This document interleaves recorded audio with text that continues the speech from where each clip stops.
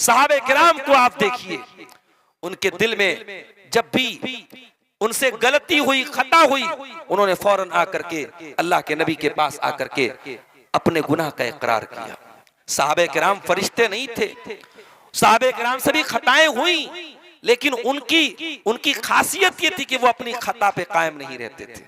बड़ा मशहूर वाकया है, हजरते माइस बिन मालिक असलमी रजी अल्लाह ताला अन्हु अल्लाह के नबी के पास आते हैं और आकर के कहते हैं कि अल्लाह के नबी मैंने जिना किया है, ऐ अल्लाह के नबी मैंने जिना किया है। अल्लाह के नबी ने टालने की कोशिश की। आपने कहा कि कहीं इनका दिमाग तो नहीं खराब हो गया है, कहीं नशे की हालत में तो नहीं है। सहाबे किराम ने उनका मुंह वगैरह सूंघ करके कहा कि नहीं अल्लाह के नबी नशे की हालत में नहीं है। आपने कहा जाओ पता करके आओ, इनका दिमाग तो ठीक ठाक काम कर रहा है। लोग गए, पता लगा करके आए, नहीं अल्लाह के नबी दिमाग भी बिल्कुल ठीक ठाक काम कर रहा है।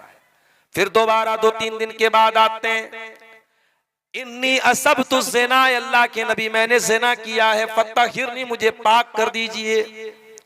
उनको मालूम है मैं शादीशुदा हूं और शादीशुदा की ज़िना की सजाए मौत है इस्लाम के अंदर, पत्थरों से मार मार के खत्म कर देने की सजा है। उनको अपनी सजा भी मालूम है, मगर सब कुछ मालूम होने के बावजूद अल्लाह के नबी के पास आते हैं और आकर के कहते हैं अल्लाह के नबी मुझे पाक कर दीजिए, मुझे सजा दे दीजिए। जब दिल की दुनिया बदलती है तो मुजरिम अदालत से भागता नहीं है, मुजरिम अदालत में आकर के अपने गुनाह का इकरार करता है। आज तो इंसान दुनिया में पैसा दे करके, रिश्वत दे करके जो मुजरिम भी होता है वो अपने दामन को बचाने की कोशिश करता है। ये कौन सा मुजरिम है, ये कौन सा अपराधी है जो खुद आकर के अदालत में इकरार कर रहा है मुझे सजा दे दीजिए, मुझे पाक कर दीजिए। अल्लाह के नबी ने गड्ढा खोदने का हुक्म दिया। गड्ढा खोदा गया, हजरत माइस के बदन को उसमें डाला गया और पत्थरों से मारा जाने लगा। जब पत्थरों से मारा गया तो उनके इंतकाल के बाद अल्लाह के नबी ने कहा कि मैं इनकी जनाजे की नमाज पढ़ाऊंगा। हजरत उमर इब्न खत्ताब ने कहा अल्लाह के नबी आप एक ज़ानी की जनाजे की नमाज पढ़ाएंगे? आपने कहा कि हाँ ए उमर इब्न खत्ताब, मैं एक ज़ानी की जनाजे की नमाज पढ़ाऊंगा। तुम्हें क्या मालूम, लक़द ताब तौबतन लौ क़ुसिमत बैन सबईन मिन अहलिल मदीनति लवसिअतहुम। ऐ उमर, इस इंसान ने इतनी सच्ची तौबा की है, अगर मदीना के 70 गुनहगारों के बीच में इनकी तौबा को बांट दिया जाए और तकसीम कर दिया जाए तो 70 लोगों के लिए इनकी तौबा काफी हो जाएगी। इन्होंने सच्ची तौबा की। और इस वाक़े के कुछ ही दिनों के बाद एक औरत अल्लाह के नबी के पास आती है। उस औरत का नाम तो नहीं मालूम, लेकिन वो गामिदिया थी, गामिदी कबीले से उसका ताल्लुक था। वो आकर के कहती है ऐ अल्लाह के नबी मैंने जिना किया है और मैं भी शादीशुदा हूं, मैंने जिना किया है, मुझे आप जिना की सजा दे दीजिए, मुझे पाक कर दीजिए। अल्लाह के नबी ने उसको भी टालने की कोशिश की कि ये बंदे और अल्लाह के बीच का मामला है, इसे सजा ना देनी पड़े, ये अल्लाह से माफी मांग ले, बात खत्म हो जाए। लेकिन उस औरत ने जिद की कि नहीं अल्लाह के नबी, मैं आई हूं, मैं ये बोझ लेकर के दुनिया से नहीं जाना चाहती हूं, मुझे सजा दे दीजिए ताकि दुनिया की सजा मिल जाए और आखिरत की सजा ना मिले। फिर उस औरत ने कहा कि अल्लाह के नबी मेरे पेट में बच्चा भी है, मैं हामिला हूं, मैं झूठ नहीं बोल रही हूं, मैंने ज़िना किया है, मुझे सजा दे दीजिए। अल्लाह के नबी ने कहा तुम्हारे बच्चे का क्या कसूर है, जाओ जब बच्चा डिलीवरी हो जाए, बच्चे की पैदाइश हो जाए, तब तुम मेरे पास आना। अपराधी को मौका दिया जा रहा है अदालत से, चले जा, भाग जा।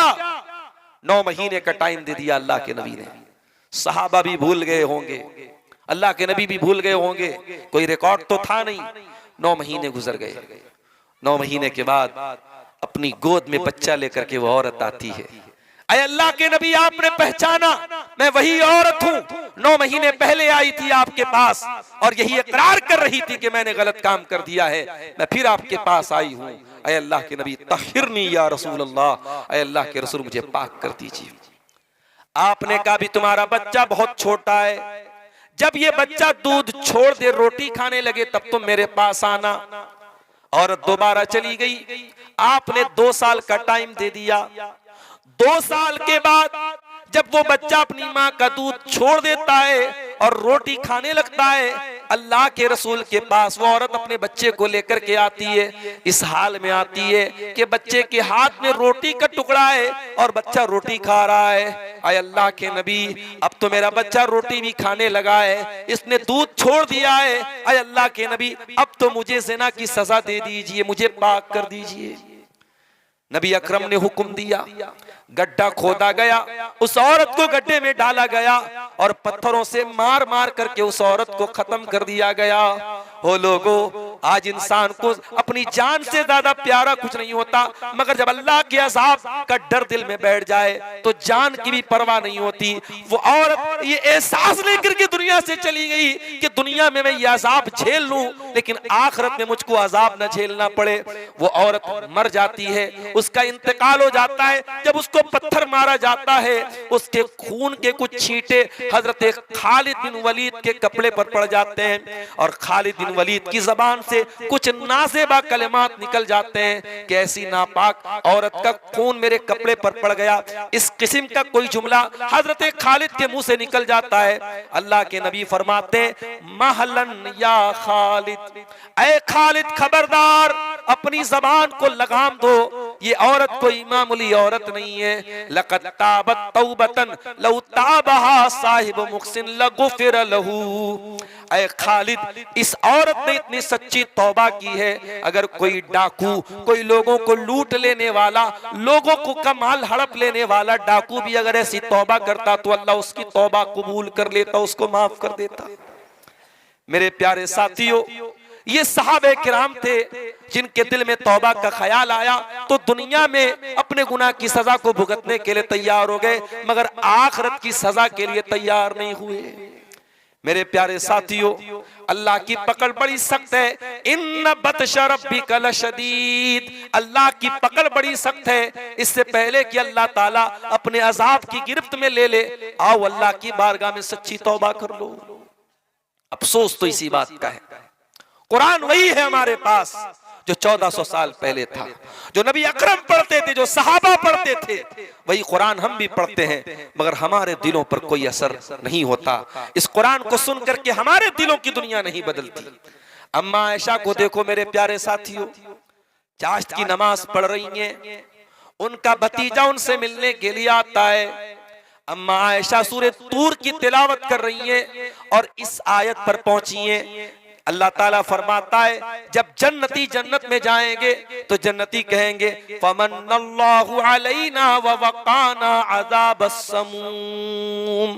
जन्नती जन्नत में जाने के बाद कहेंगे, आय अल्लाह, तेरा हम पर बहुत बड़ा एहसान है कि तूने हमको जन्नत में डाल दिया और तूने हमको अपने अजाब से बचा लिया, तूने जहन्नम की गरम गरम हवाओं से हमको बचा लिया।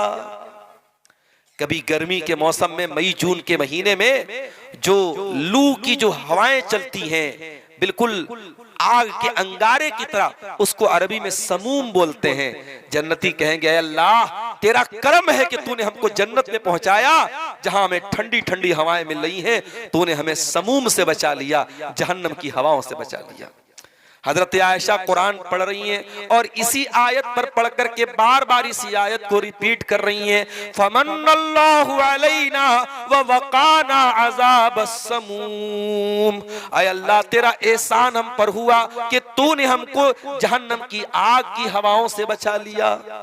उनके भतीजे कासिम बिन मोहम्मद कहते हैं, मैं अपनी फूफी से मिलने गया था, मैंने देखा कि फूफी कुरान पढ़ रही हैं, चाश्त की नमाज में यही आयत पढ़ रही हैं। मैं वहां से वापस चला आया, मैं बाजार गया, मार्केट गया और बहुत देर के बाद जब मैं काम करके वापस लौटा, मैं क्या देखता हूं कि मेरी फूफी जान इसी आयत को पढ़ती चली जा रही हैं, रोती चली जा रही हैं, फमन्नल्लाहु अलैना व वक़ाना अज़ाबस्समूम।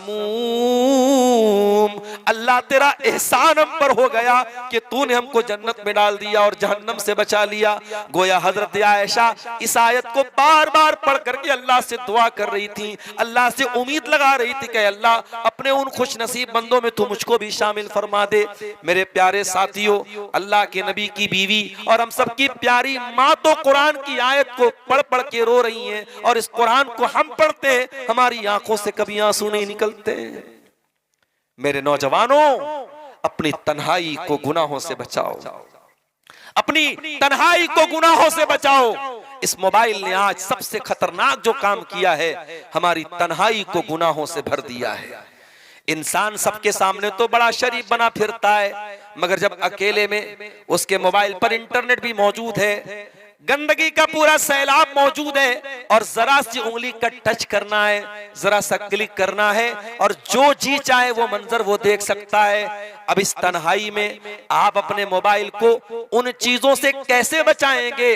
बस एक ही तरीका है मेरे प्यारे साथियों, अल्लाह का डर आपके दिल में जब तक पैदा न होगा, अल्लाह का खौफ आपके सीने में पैदा न होगा, इन बुराइयों से आप अपने दामन को नहीं बचा पाएंगे। इसीलिए हजरत लुकमान अपने बच्चे को जब नसीहत करते हैं तो अल्लाह का डर अपने बच्चे को याद दिलाते हैं और कहते हैं, या बुनैया इन्नहा इन तकु मिस्काल हब्बतिन मिन खरदल, ऐ मेरे बच्चे, अगर एक राई के दाने के बराबर भी कोई चीज होगी, फतकुन फी सखरतिन, किसी पहाड़ की चट्टान में होगी, औ फिस समावाती, या आसमानों में कहीं होगी, औ फिल अर्द, या जमीन में कहीं होगी, याती भी अल्लाह, तो अल्लाह ताला उसको भी कयामत के दिन सामने ले आएगा।